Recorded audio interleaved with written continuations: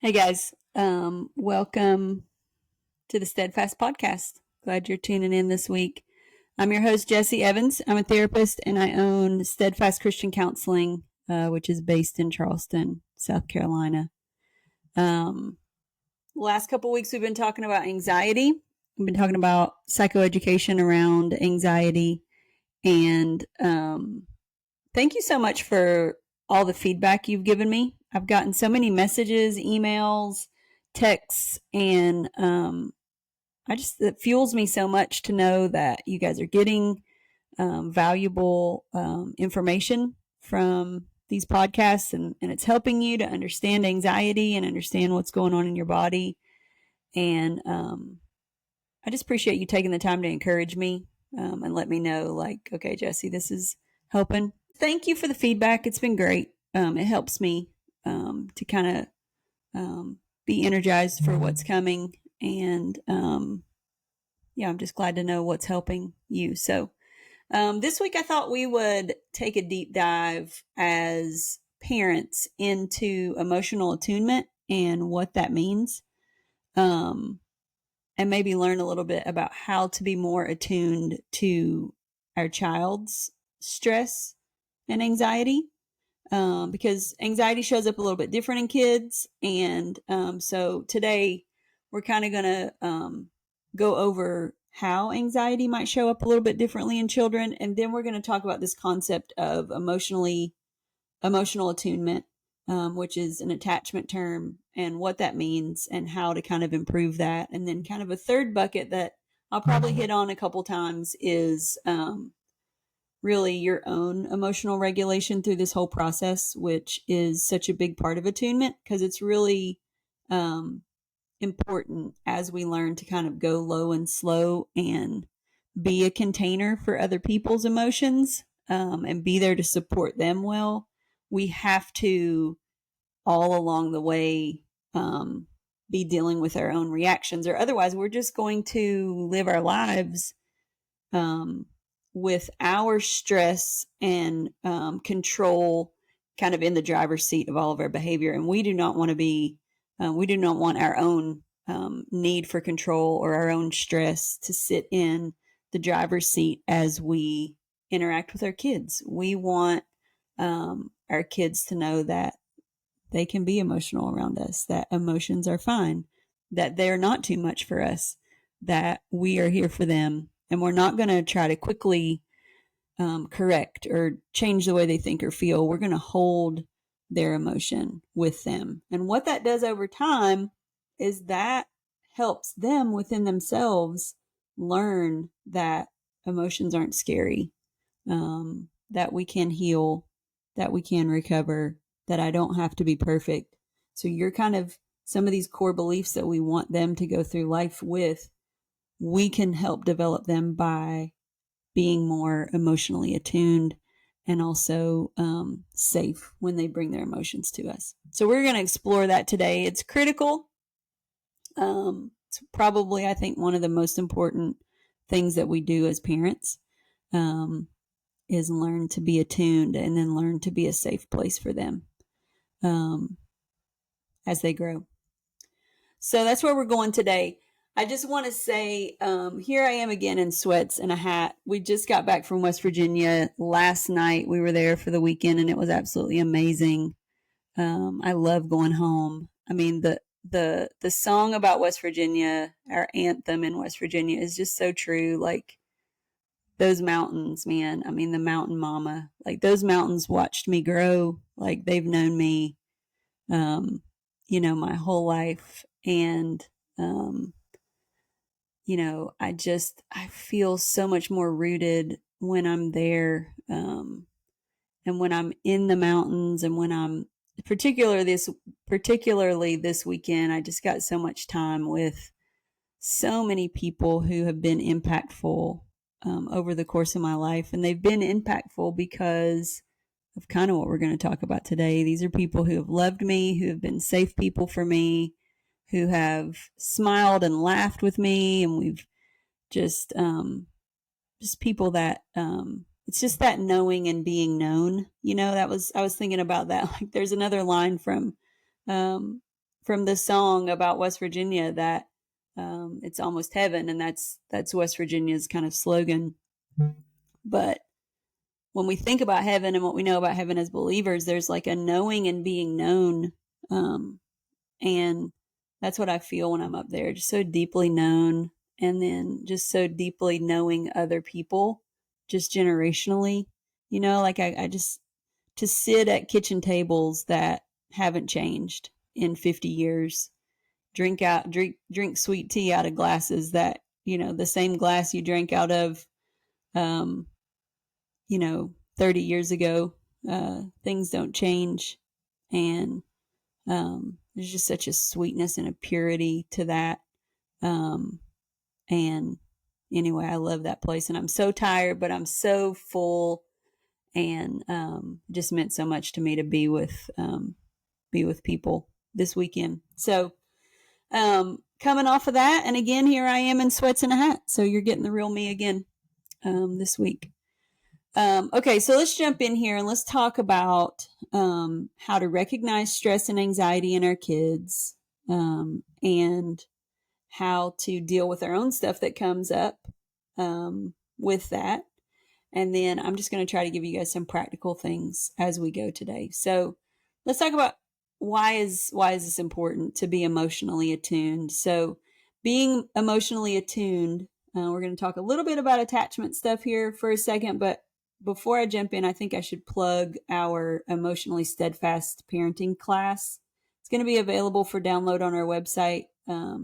But this is kind of just scratching the surface on what Annalise and I, one of our other therapists, get into with the Emotionally Steadfast Family course. That course is over an hour long. It's full of, you're going to learn about what attachment is, the different attachment styles. You're going to learn just some really neat tools and techniques to help foster and build that secure attachment with each of your children and in your family as a unit. And you're just going to walk away with like a bag of tools with that. So that'll be available for purchase, for download. And then with that, you'll also get a small group discussion guide. So if you want to sit as a family and discuss, or if you want to sit, this would even be a great small group study to do together. The content's about an hour long. You could watch the video and then you could discuss together with a group of friends or with your small group from church if you have a lot of families in there. So hopefully it's a great resource that'll help a lot, is our hope. So I also just want to say that the things that we're going to talk about today can be applied to kids of any age. So you can be a parent with grown children, and you can apply these techniques that we're going to use today. You can also build and repair secure attachment anytime across the lifespan, even if maybe you didn't get it right when the kids were young for whatever reason, and now you're an older parent and you have adult kids. You can repair these relationships. And in fact, the one of the biggest catalysts for building secure attachment is that repair piece. And we get into that a lot in our Emotionally Steadfast family. So check that out. It'll be on the website, hopefully next week, available for download. And yeah, just keep an eye on the socials for that, and we'll be posting when that's available. And I'll also say, if you're not a part of our newsletter, send us an email, send us a message via Facebook, Instagram. You can email us at connect@steadfastcc, but say, hey, Jessie, I want to make sure I'm a part of that newsletter you send out every week, because I'm sending out updates on all of our trainings, all of our courses, everything that we're offering in the community. And so you won't miss any of that if you're a part of our newsletter that comes out every week. Okay, so let's jump in here and let's talk about why it's important to be emotionally attuned parents. So being emotionally attuned allows parents to notice when their child is struggling. Particularly today, we're talking about anxiety, but it could be any emotion. Early recognition and intervention can make a significant difference in how children learn to manage their emotions and navigate life's challenges. Okay, so how does this happen? Well, when we can be emotionally attuned to our kids and provide that safety and security, we like to think of a picture of like a bowl to contain, but the bowl kind of has pillows in it too. So we're kind of a soft, pillowy bowl to hold their emotions, to hold their insecurities, and provide a safe place for them. And when children feel a safe harbor, um, that produces a really cool thing. So you might think that if they have a safe harbor, they just would want to be in that safe harbor all the time. But what happens when kids know that they have a safe harbor? It actually produces like a freedom and an excitement to go out and explore, um, to have self confidence, um, to be sure of who they are, to try things, to risk things, knowing that I've got a safe and secure place always, to come back to. So it kind of has that effect that like security brings about freedom, which for our Christian listeners, like, what does that sound like? Like that's a relationship with God. Like that's what our relationship with God is. It's not like a list of like do's and don'ts and all of that. It's actually a deep felt security that then produces in us like a freedom to go explore, be who I've made you to be, run, play, chase ideas, like, and know that like you are loved and seen and valued, and I'm here to hold you. That's what our relationship is, with God as well. So we get to kind of experience that in a micro level in our family units. So, let me just define emotional attunement. I've said it a few times. So emotional attunement means being aware of your child's feelings and responding in a way that shows you understand and you care. It involves noticing, even subtle cues, but we're noticing things like changes in behavior, body language, tone of voice, and we're responding in a supportive way. We're not responding with criticism. We're not responding with quick correction. Oh, don't feel like that. Don't do that. Like, don't respond like that. We are, we're reacting to their responses with understanding, with a holding of space for them, which takes a lot of inner work while we do it. Okay. So I've touched a little bit on attachment, and I'm not going to go deeply into it here because we do have a full training on it that's available. But when we provide emotional attunement and safe containment for our kids, we're building secure attachment in them. There are really 4 parts to attachment. We think of it like kind of a pie chart, and the goal is over the course of life that my pie chart would be more secure, more and more secure.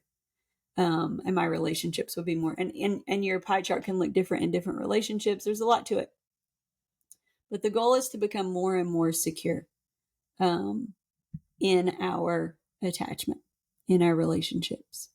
So children who feel emotionally connected to our parents, the research shows that they're more likely to develop resilience and self-confidence as adults, which we've talked about. Kind of that safe harbor produces freedom, right?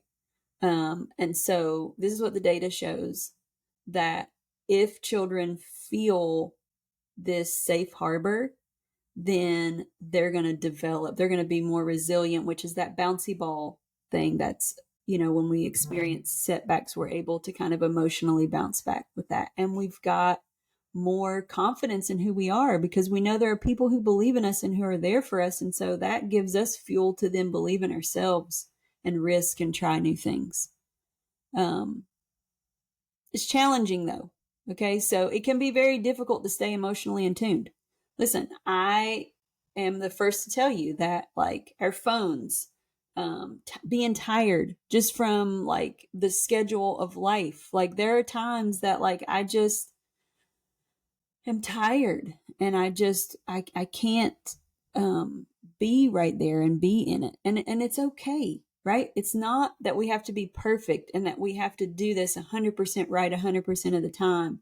But the goal is to have touch points of being mindful to connect with our kids emotionally, and really making that effort. And depending on the age of them, just one simple kind of low-hanging fruit is to be attuned to the things that they're interested in and start to get interested in those things, like I think about the mom that sits down or the dad that sits down and plays Mario Kart with their kid, or for the young kids, like if they're coloring, to grab a coloring sheet and sit next to them and do that. Like some of this connection can happen kind of shoulder to shoulder as we just kind of come along and show interest in the things that our kids are interested in. It doesn't have to be always like a face-to-face communication thing. With your teenager, like understand the music that they like. And when you're driving from one thing to the next, like jam out together with some music, like finding ways to connect with them emotionally, being mindful about that is really important. And to know that it does not have to happen 100% of the time. This isn't we're not asking for perfection here. And that's important. That's an important message to send to our kids as well. We don't want them to feel like parenting has to be perfect all the time. It doesn't.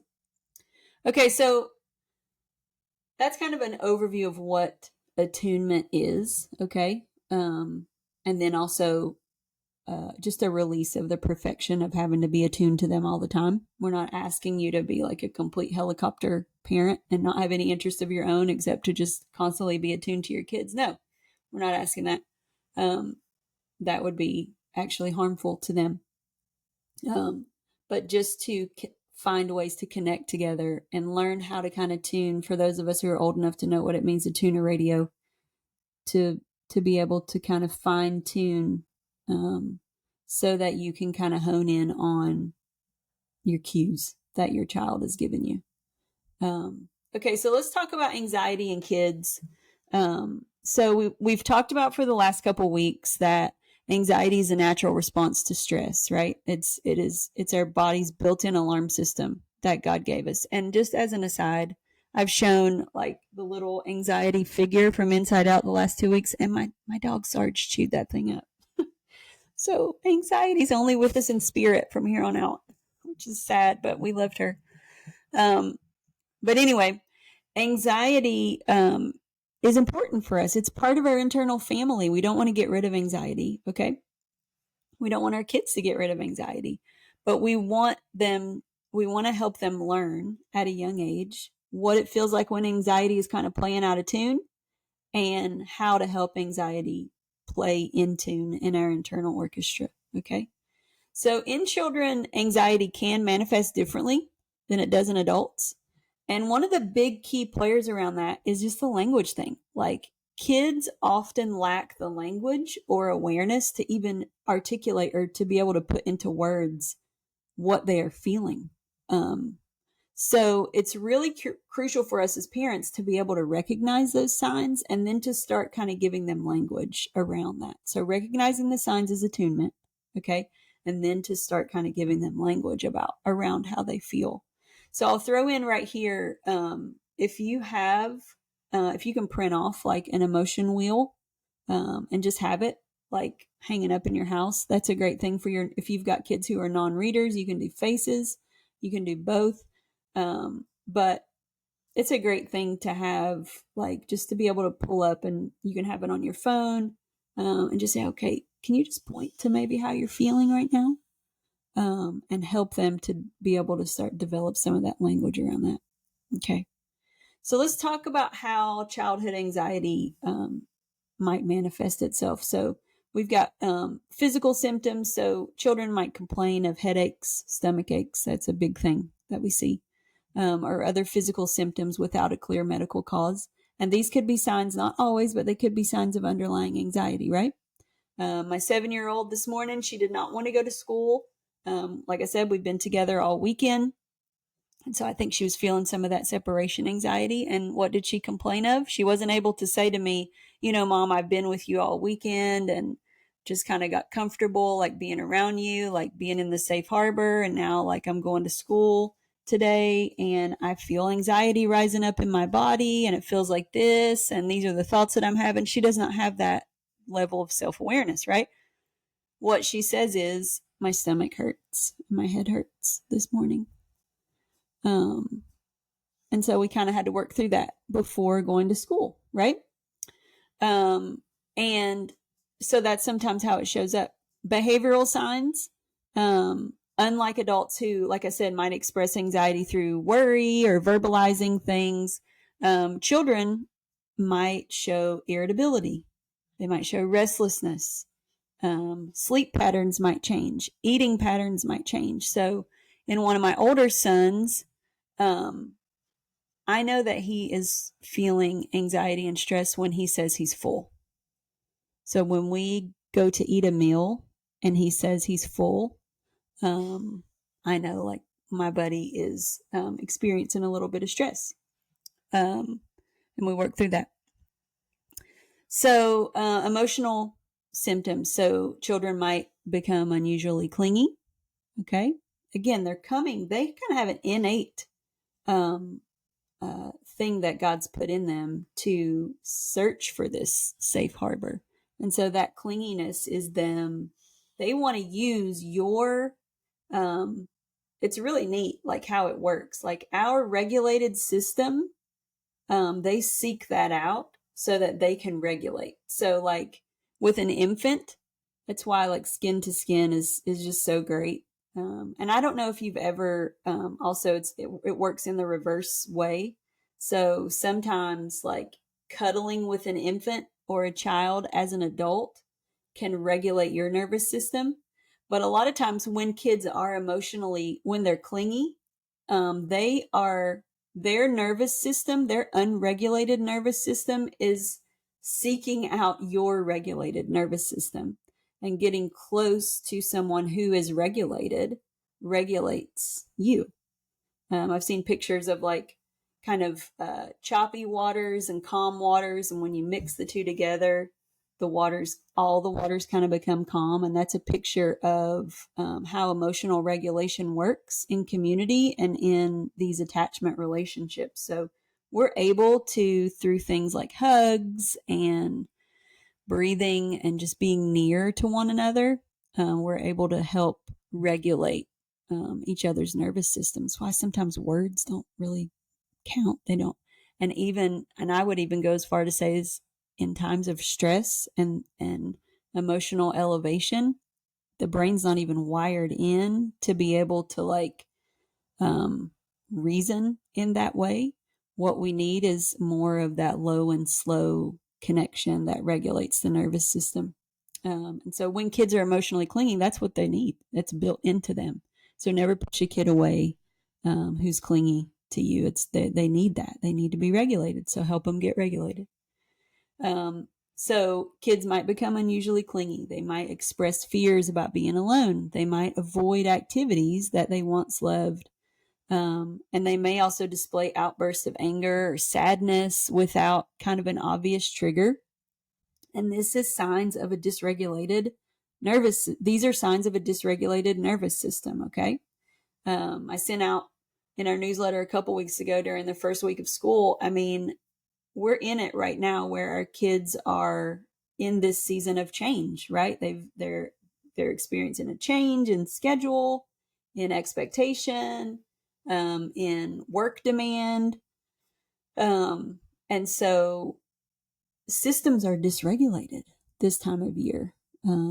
And so it's really important for us as parents to kind of lean in, slow our own stuff down internally, and be able to help regulate them, be that safe harbor for them. Okay, so anxiety can also present differently depending on the child's age, okay?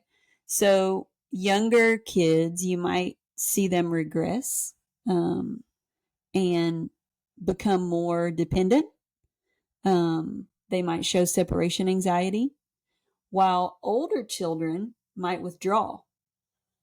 So your younger kids might come towards you for that regulation, while older children developmentally are in a stage of, I'm trying to build my outside community outside of the family unit. And so they might withdraw a little bit from the family. And so to be attuned to that, and I think one of the real challenges is when that happens to not take it personally, but just know that that's part of um, just what's happening developmentally for them. The messages are the same. Like, I want my kids to know, man, I love you. I'm for you. I think you're amazing. And I'm never going anywhere. Like, I am here for you. You're never going to tell me anything or do anything that's going to make me turn my back on you. I love you. I delight in you. And I am your girl, like forever. I am here for you, no matter what. I want all my kids to know that. No matter the age, no matter what they are going through, if they're pulling away from me and desiring more independence, I want them to know, like, hey, mom's here, man. I'm here. When you need me, I am here, no matter what. I think also with our teens, we need to be aware of if they start to withdraw socially, if they are kind of diving headfirst into their device or into their gaming, if they're starting to experience academic difficulties, we need to really be attuned to some of these things. These might be some red flags of, hey, there's something else going on here. And I may need to lean in a little bit more here and let them know that we can get them some help. Go back to that emotion wheel and get them connected with what they need. Okay. So let's see.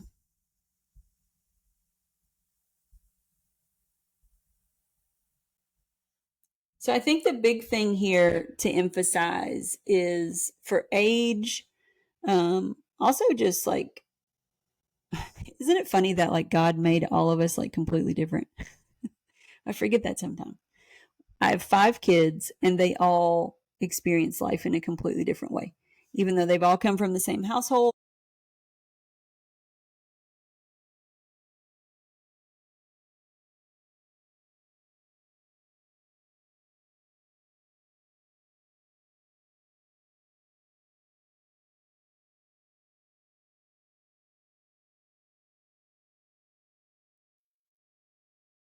As I'm attuned to them, I realize that they have unique stress signals. They have subtle ways that their body kind of communicates to the world that they're dysregulated. Okay, so let me give you some practical strategies first to help you become more attuned. And then we'll get into kind of some other things as we land the plane. I think the big one here is you always have to be watching your own stuff, your own reactions that come up, because as we are helping our kids to, okay,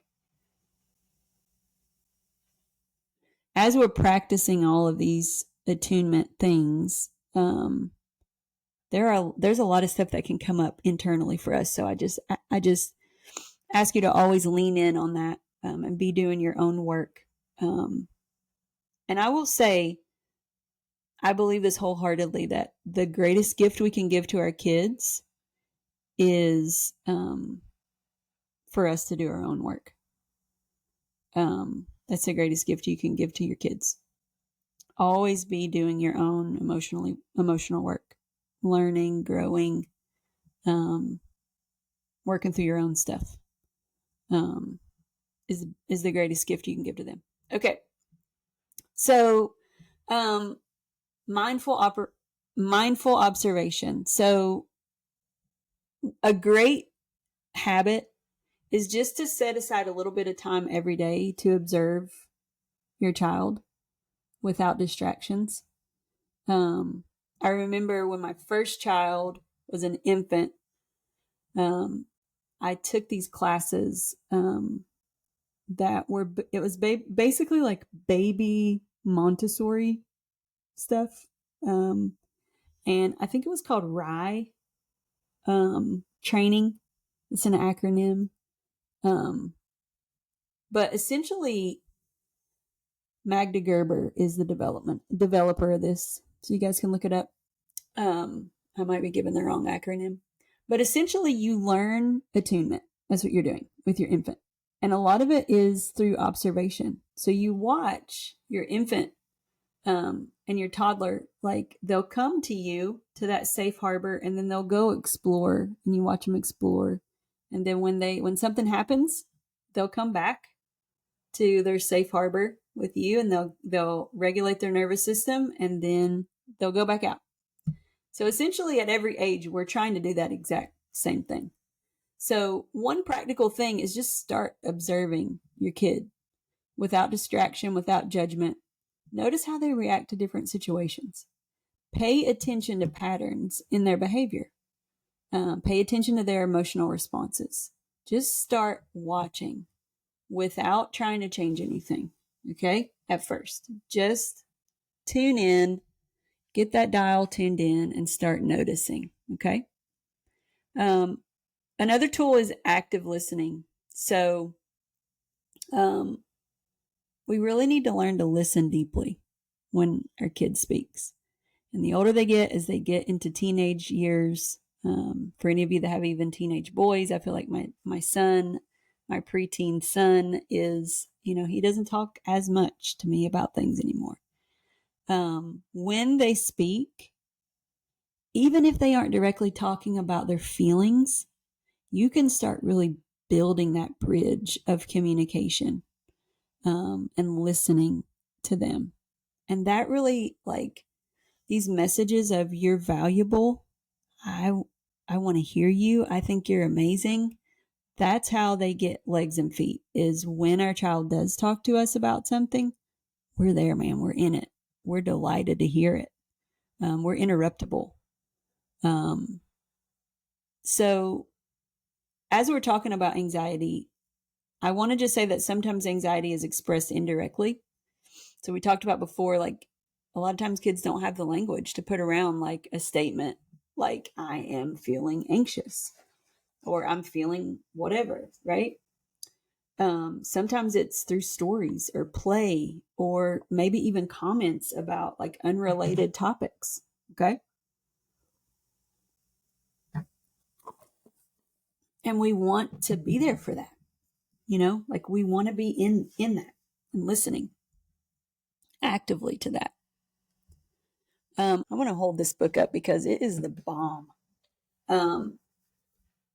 I was lucky enough to get a copy of this before it went on the bookshelves. It's on the bookshelves now. It's today is September 3rd, 2024. And so you can get this now. But Raising Securely Attached Kids. So this lady, Eli Harwood, she is fabulous. She's an attachment lady, and I share her stuff all the time on my social media account. And when I'm working with parents, I always have them go follow her. So she's called the Attachment Nerd on the socials, and you can find her everywhere. But her content is so helpful. But I had the chance to be at an attachment concert.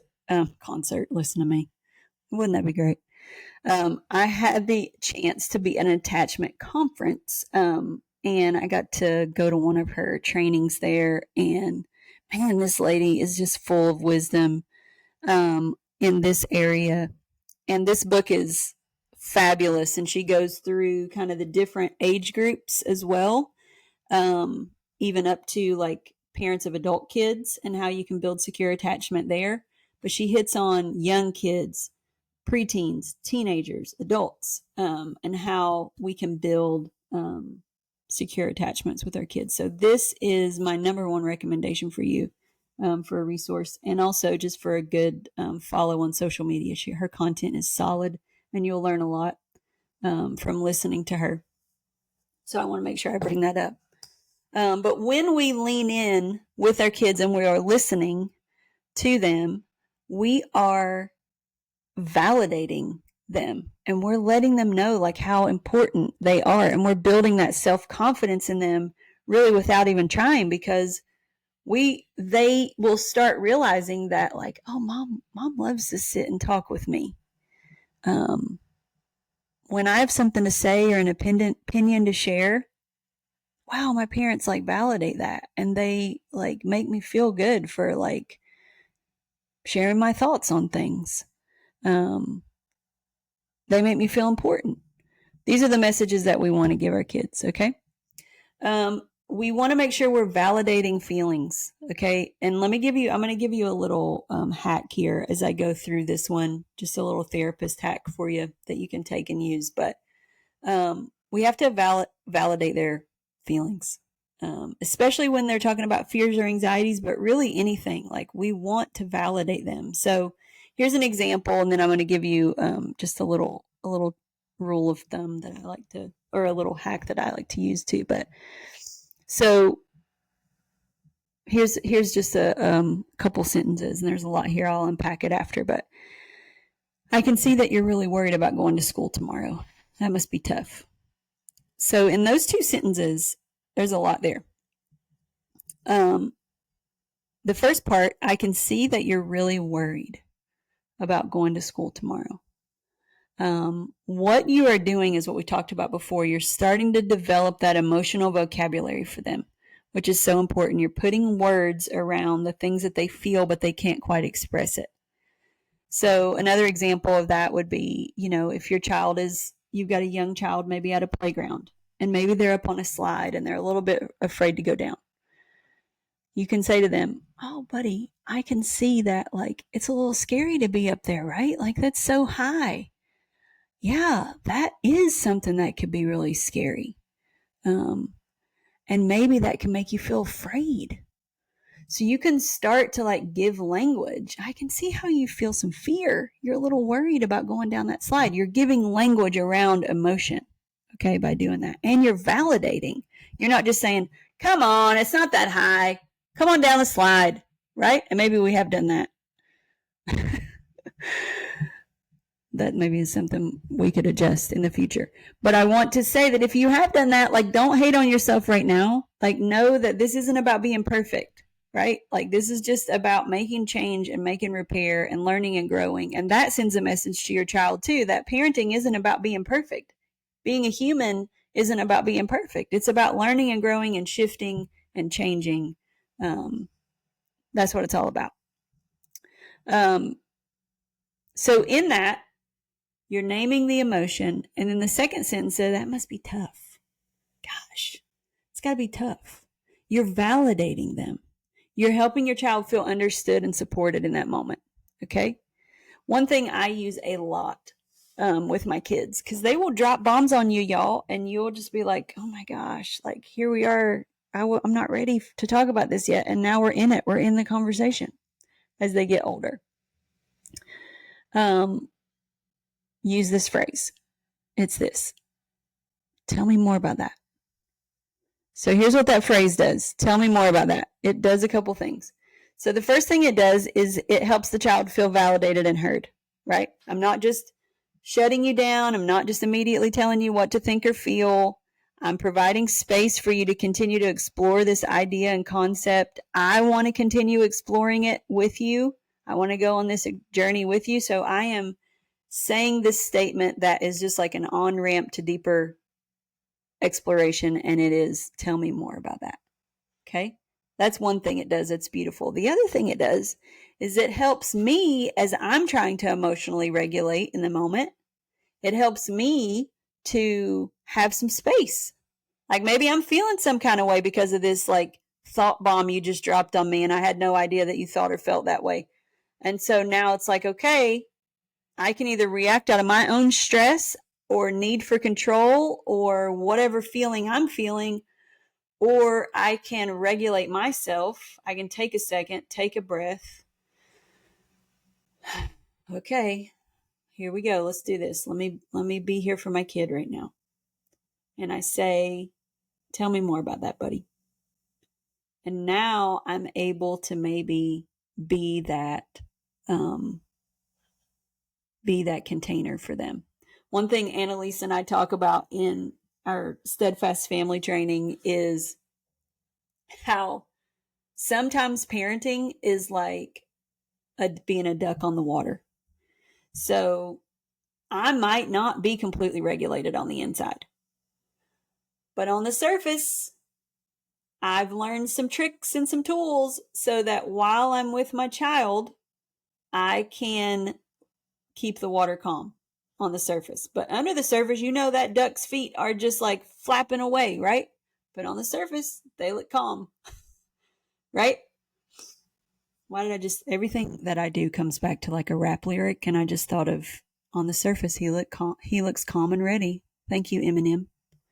To drop bombs, but he keeps on forgetting. Okay, I'm going to stop. On the surface, we can keep it calm, right? For our kids in that moment so that they feel understood and supported. And then later, we can go talk to our therapist or our friend and work on our own stuff around this thing, right? So that's one little something to put in your pocket, okay?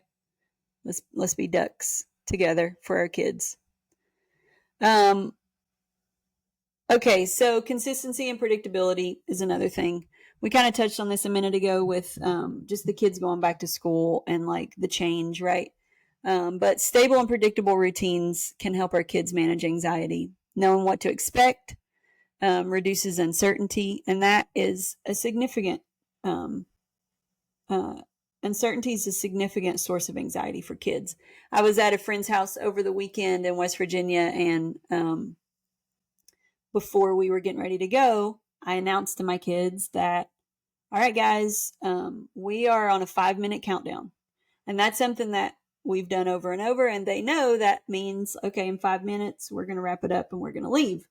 But my friend said to me, like, I just think that's so great. Like, you just help them know that a transition is coming. And you didn't just like drop it on them. And then they have to just like quickly change, and which increases uncertainty for them. So to just do little things like that, to always let them know, like, okay, we're in a transitional time here, whether that's even it's time for bed at night or even in the morning, waking up a little slowly and being like, okay, we're waking up and we're going to like get ready for school here. Okay. We've got a couple minutes to get up and get out of bed, like to really try to cut down on the abrupt shifts as much as we can in their routine and kind of give them those transitions really helpful. The last one here on this particular list is modeling emotional attunement. And like we touched on before, like and this is something that Eli says in her book, but the greatest gift we can give to our kids is that we're doing our own work. And so when we're modeling emotional attunement by sharing our own feelings at any age, like in an appropriate way, right? Like, I like the image of a suitcase, and I don't want to give my kids like a suitcase that's too heavy for them, right? So some things are adult things. I have a fully like formed brain. Their brain hasn't fully formed yet. There are things that they don't have the emotional bandwidth to carry. Things are too heavy for them. But there's some things that they can know about in an age appropriate way. And this shows kids that it's okay to talk about emotions and that everyone has them, right? This models resiliency for them. This models attunement to them. Okay. Okay. So let's talk for a second just about how to support your child through anxiety when you are attuned to it, when you notice it, when you see it. Now, what do we do? I think the first one is creating we just want a safe environment. So that soft, pillowy bowl that we talked about, we want our kids to feel like they are safe to express their anxieties about anything. This might involve setting a time to regularly talk about things, or I think being interruptible is very important. And again, sometimes that you can't be, it's not 100% of the time thing, but overall, does your child know that if they need you, you're there for them? That's a safe space. Okay. I have time for you. It's a really important message for them to receive. Teach them coping strategies. Okay. We talked about a little bit last week, But I love to, when I can, it's about 2 or 3 times a week, but I will put my kids down in the living room floor and I'll turn on a soul space meditation. I mentioned that app last week. It's a great app that's like a guided meditation app based in scripture. And we'll lie down on the floor and we'll do a meditation before we go up and brush teeth. And everyone's quiet. They lie down on their back. We breathe. We go through the guided meditation. And this is helping them to kind of like build, like we've been talking about, they're building that parasympathetic on-ramp to relaxation, right? We're practicing this as much as we can. I want them to know how to do deep breathing and box breathing. We've done calm, safe space activities, visualization with them. These tools that we have as adults, go ahead and teach them to your kids now. So when do you need to seek help, right? That's a big question we get from parents. If anxiety seems to be overwhelming, right? If it is something that is creating disorder like in their life, they're not able to kind of bounce out of it quickly. Or if it's lasted for a couple weeks, maybe, 2 or 3 weeks, it's just been kind of an ongoing struggle. And it's not something that you see kind of coming down, then it's great to bring in a professional, to bring in a therapist. Kids' brains are so resilient. And what we really want is to get a child with a therapist early enough so that they can just give your child and your family and you so many tools. I'm a big believer in therapy with kids because I think it really helps early on to kind of untangle some of these things before they get so rooted in our identity that as an adult, now I've got to do a lot more work to kind of get some of those things untangled. Whereas if I get them early on before that root goes really deep, it's kind of a little bit easier to pull out and straighten up.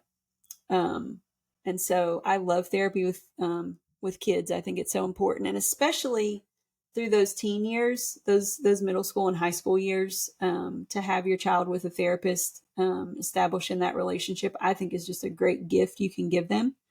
It gives them another adult in their life who is providing that safe space for them, and they are heard in a space.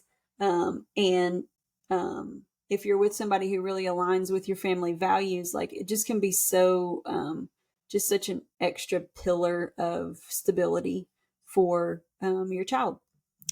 So it's a great tool to use. So this is a great time for me to tell you a little bit more about what we do at Steadfast. Like I told you last week, I know that I don't talk about this enough because I know it so deeply, but I need to just keep saying who we are so that everyone knows who we are.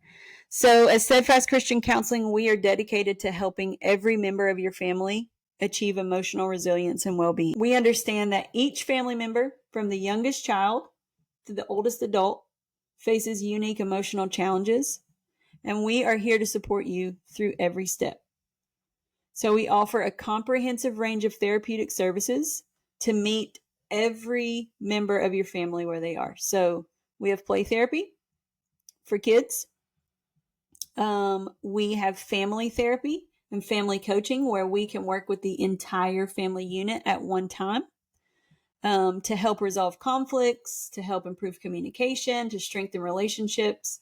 This is a great tool that we offer. We offer marriage therapy, which is very important. And we offer individual therapy for teens and for adults. You can come in and address a wide range of things from anxiety, depression, trauma, life transitions. We can help you with all of that. So at Steadfast, we combine evidence-based therapeutic approaches with a compassionate faith-based perspective. We're very serious about the clinical tools that we have and about our expertise in the field. But everything that we do is rooted in the love and kindness of Jesus. And so our team is super experienced, and we are committed to walking alongside of you and your family.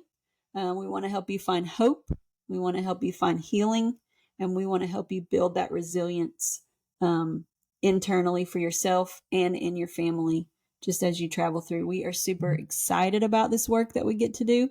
And let me tell you, it's so awesome to get a front row seat to watch some of these things happen. It's so amazing. It's like to me, one of the greatest gifts is that God's given me is that He has allowed me to be a therapist, because I get a front row seat to like watch Him do what He does with people. So it's great. So if you are concerned about your child's anxiety, or any member of your family, if any member of your family could benefit from professional support, we would really love to help y'all. If you're inside the state of South Carolina, we can provide therapy for you either in person or via telehealth. You can visit our website. That is steadfastchristiancounseling.com, or you can contact us to learn more about our services and how we can support you. You can email us at connect@steadfastcc.com, or you can call us or text us at 843-868-5188, and we can get you going with therapy. So thanks for listening, guys. I mean, it really means a lot to me that you tune in, that you spend this time with us. I hope it's beneficial to you. Remember that being emotionally attuned to your child is one of the greatest gifts you can give them.